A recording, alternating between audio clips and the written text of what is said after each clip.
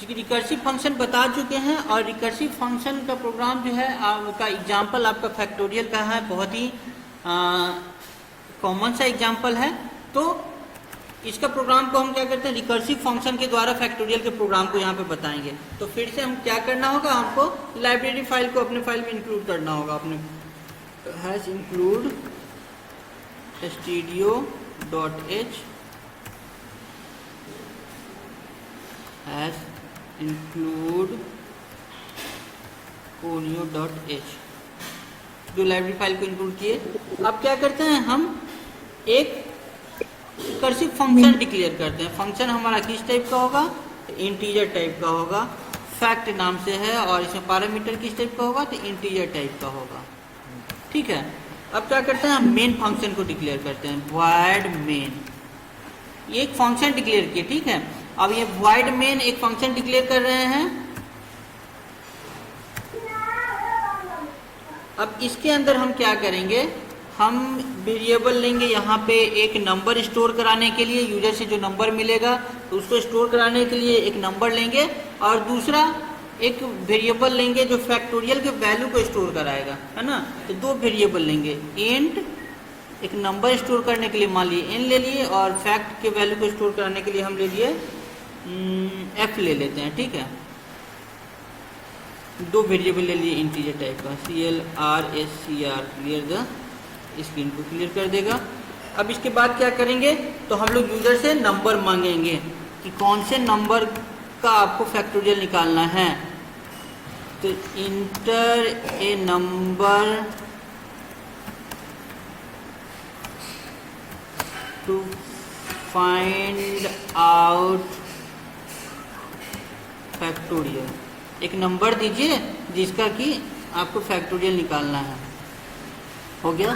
अब क्या करेगा ये यूजर, क्या करेगा, यूजर एक नंबर देगा और स्कैनफ फंक्शन उस नंबर को रीड करेगा कंसोल से और स्टोर करा देगा। तो स्टोर कहाँ करा देगा, %n की वैल्यू पे वो स्टोर करा देगा। स्टोर कराने का काम हो गया। अब हमारा, अब हम क्या करेंगे, एक फंक्शन बनाएंगे फैक्टोरियल के लिए। फैक्ट फंक्शन डिक्लेयर किए हैं ऊपर में, है ना।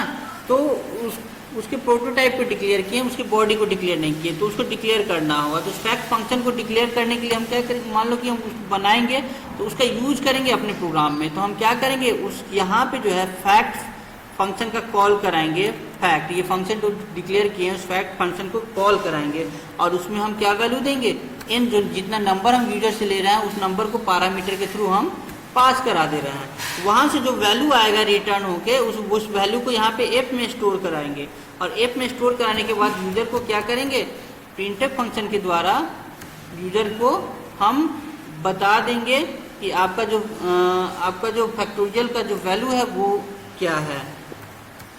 Factorial of %d equal to %d।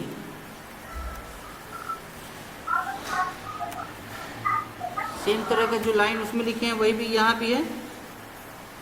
और ये %d की वैल्यू कहाँ से लेगा, तो एक n से लेगा और दूसरा f से लेगा। क्लियर। अब यहाँ पे हम गेट ch लगा दिए, मेन फंक्शन को क्लोज कर देंगे। मेन फंक्शन को क्लोज कर दिए, लेकिन अब यहाँ पे हम देख रहे हैं कि हम जो है ये फैक्ट फंक्शन को कॉल करा रहे हैं, लेकिन ये फैक्ट फंक्शन क्या काम करेगा, इसका बॉडी कुछ डिक्लेयर ही नहीं है। तो हम क्या करेंगे, रिकर्सिव फंक्शन बनाएंगे एक फैक्टोरियल के लिए, इंट फैक्ट नाम से। जिस फंक्शन को कॉल करा रहे हैं वो फंक्शन अब यहाँ पे डिक्लेयर कर रहे हैं, उसकी बॉडी को यहाँ पे डिक्लेयर कर रहे हैं। ये किस टाइप की वैल्यू को ले रहा है, इंटीजर टाइप की वैल्यू को ले रहा है। तो ये पैरामीटर में इंट टाइप के वैल्यू को यहाँ पे हम इसको पास कराएं।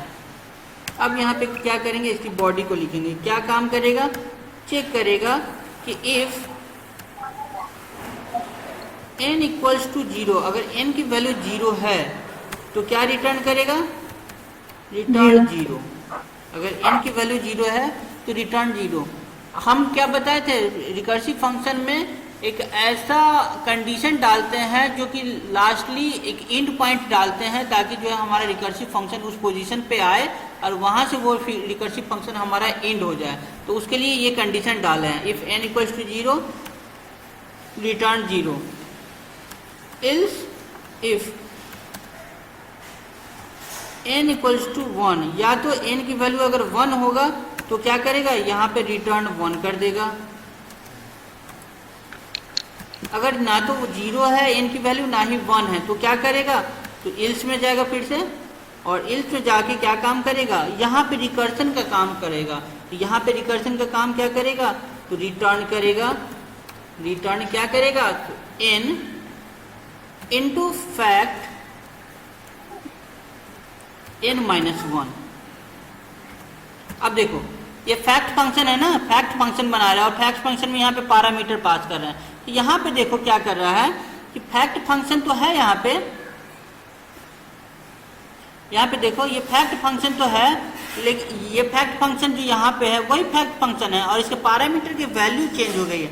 पैरामीटर यहाँ n है तो यहाँ पैरामीटर n माइनस 1 पास हो रहा है। यहाँ देखो फैक्ट में n पास हो रहा है, यहाँ फैक्ट में n माइनस 1 पास हो रहा है, यानी कि पैरामीटर की वैल्यू चेंज हो गई लेकिन फंक्शन वही कॉल हो रहा है। यानी कि फैक्ट फंक्शन खुद के अंदर, ये फैक्ट फंक्शन है, इसकी बॉडी है, ये अपने ही बॉडी के अंदर अपने ही आप को कॉल करा रहा है।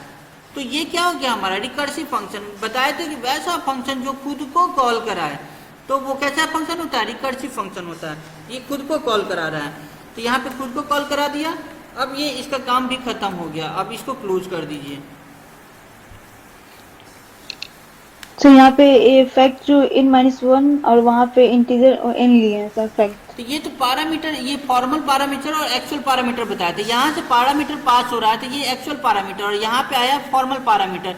यहाँ पे एक वेरिएबल को इंटीजर टाइप यहाँ पे हम डिक्लेयर किए हैं, ठीक है। यहाँ से जो वैल्यू आएगी वो इंटीजर टाइप वैल्यू को एक्सेप्ट करेगा, ठीक है। अब इसी वेरिएबल पे यहाँ पे ये काम कर रहा है, ये एक लोकल टाइप का वेरिएबल है, ठीक है। अब यहाँ पे देखो इससे कंपेयर करो कि यहाँ पे फैक्ट फंक्शन कॉल हो रहा है जिसमें पैरामीटर n आ रहा है, और यहाँ पे फैक्ट n-1 फंक्शन कॉल हो रहा है। फैक्ट फंक्शन कॉल हो रहा है जिसमें पैरामीटर n-1 जा रहा है। फिर जैसे ही n की वैल्यू बदलेगी, मान लो n की वैल्यू 5 दे रहे हैं तो ये फैक्ट 5, यहाँ से 5 आया तो इन 5, यहाँ से 5 आया तो n को कंपेयर किया 0 है नहीं, कंपेयर किया 1 है नहीं, तो क्या करेगा n, तो n है 5 इंटू फैक्ट n-1, तो 5 माइनस 1 कितना हो जाएगा 4, यानी कि फैक्ट 4। अब यहाँ से फैक्टोरियल फंक्शन कॉल हो रहा है, पैरामीटर में कितना जा रहा है 4 जा रहा है। ये n-1 यानी कि मैथमेटिकल कैलकुलेशन है, n में से 1 घटा दिया तो यहाँ पे 4 आ गया। तो फैक्ट 4 को कॉल किया तो फैक्ट 4 फिर से यहाँ पे आया फैक्ट, और इंटीजर यहाँ पे n की वैल्यू कितनी हो गई, अब 4 हो गई। तो n की वैल्यू 0 है नहीं, n की वैल्यू 1 है नहीं, तो फिर से आया। अब यहाँ पे क्या हो जाएगा 4 हो गया, n की वैल्यू 4 है और इंटू फैक्ट n-1, तो फैक्ट n-1 अब कितना हो जाएगा 4 माइनस 1, यानी फैक्ट 3 हो जाएगा। अब फैक्ट 3 के लिए फिर से कॉल होगा तो यहाँ से n की वैल्यू 3 होगी और n की वैल्यू 0 नहीं है 1 नहीं है, तो फिर से आ गया 3, n की वैल्यू अब 3 है और फैक्ट 3 माइनस 1, ये n की वैल्यू 2। अब यहाँ पे पैरामीटर में कितना पास हो रहा है 2 पास हो रहा है, तो फैक्ट 2 यहाँ से आ गया। तो n की वैल्यू ना 0 है ना 1 है, तो यहाँ पे क्या आएगा n की वैल्यू 2 और फैक्ट 2 माइनस 1। अब 2 माइनस 1 बार बार फैक्ट फंक्शन कॉल हो रहा है, पैरामीटर बदल रहा है, देख रहे हैं ना फैक्ट फंक्शन। अब 2 माइनस 1 को अगर 1 फंक्शन को कॉल कर रहा है तो यहाँ पे आया n की वैल्यू 0 नहीं है, n की वैल्यू 1 है, तो 1 है तो क्या रिटर्न करेगा 1 रिटर्न कर देगा, तो 1 रिटर्न कर दिया है ना। तो जो भी रिजल्ट है उसको कैलकुलेशन करते करते मल्टीप्लाई करते हुए और आपके एक्चुअल रिजल्ट को वो आपके डिस्प्ले पे शो कर देगा। अब इसको कंपाइल कराते हैं, कोई एरर नहीं है, एग्जीक्यूट करा के देखते हैं।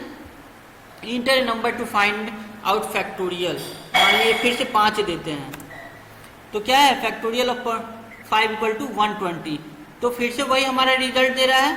तो ये फैक्टोरियल का प्रोग्राम जो है हम 2 तरीके से कर सकते हैं, नॉर्मल लूप के द्वारा भी कर सकते हैं और रिकर्सिव फंक्शन के द्वारा भी कर सकते हैं। तो रिकर्सिव फंक्शन अब हमको लगता है कि आपको समझ में आ गया होगा अच्छे से। Yes sir. अब चाहे तो इस फाइल को सेव कर लीजिए।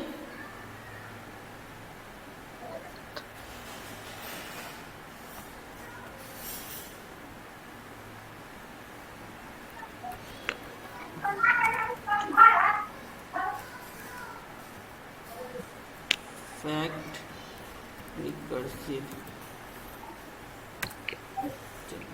ये फाइल सेव हो गया। कोई प्रॉब्लम इसमें कुछ पूछना है? No sir. वहाँ पे आप सेव करते हैं CPP क्या होता है सर? हाँ फंक्शन, क्या, तो यहाँ पे फंक्शन का नाम लिखे हैं हाँ CPP। ये .cpp ये फाइल का एक्सटेंशन है। सी का प्रोग्राम जो है .cpp फाइल एक्सटेंशन में आपका सेव होता है। Yes, जैसे वर्ड का फाइल सेव करते हैं तो अलग आता है, जैसे एक्सेल का फाइल सेव करते हैं तो उसके लिए अलग परसेंटेज क्या होता है, अलग एक्सटेंशन होता है फाइल के लिए। उसी तरीके से आपको सी के प्रोग्राम को फाइल को सेव करने के लिए .cpp फाइल का एक्सटेंशन आता है। क्लियर? yes sir।